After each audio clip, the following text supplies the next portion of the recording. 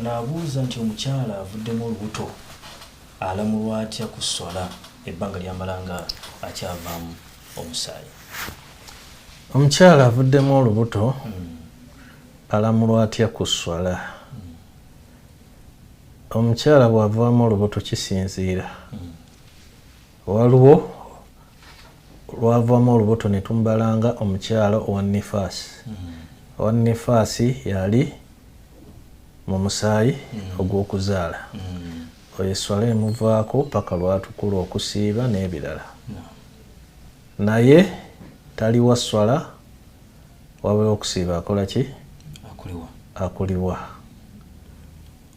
Owa nifaasi.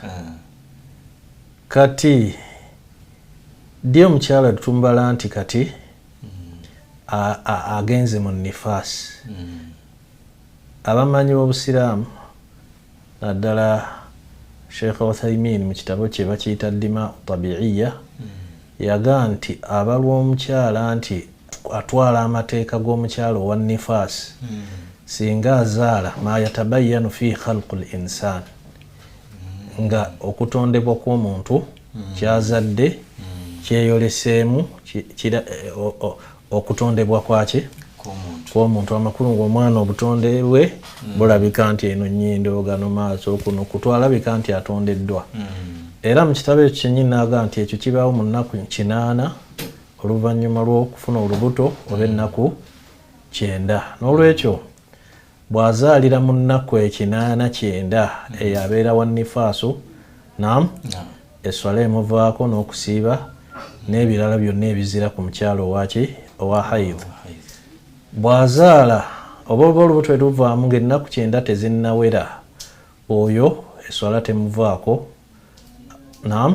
Damuhu damu fasaad, omusaayi gwe guba gwa bulwadde si gwa kuzaala, n'okusiiba n'ebirala byonna aba abikola.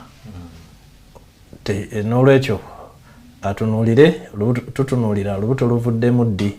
Luvuddemu nga tannaweza nnaku 8-9, olwo tubala nti oyo sidda mu nifaasi. Eyo sidda mu nifaasi. Mwana gwazadde oba olubuto oluvuddemu terujja mugaana kusaala, kusiiba n'okukola ki. Bwe zisukka 8-9 olwo nga tugamba nti ogwo omusaayi gwaki? Gwa nifaasi. Olwo abeera takola ki?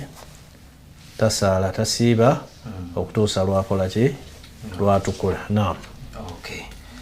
Naawe nga wetutegeeza gwatulaba yonna gy'osinziira osobola okuweereza message yo ekibuuzo kyo ku message ku namba y'essimu eno 0702 46 23 9.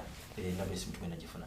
Ne ku namba yaffe eya studio ogenda kubanga okuba butereefu tugenda kuba tukufuna ku 0758 166 777 0758 166 777 ogenda kubanga okuba butereefu.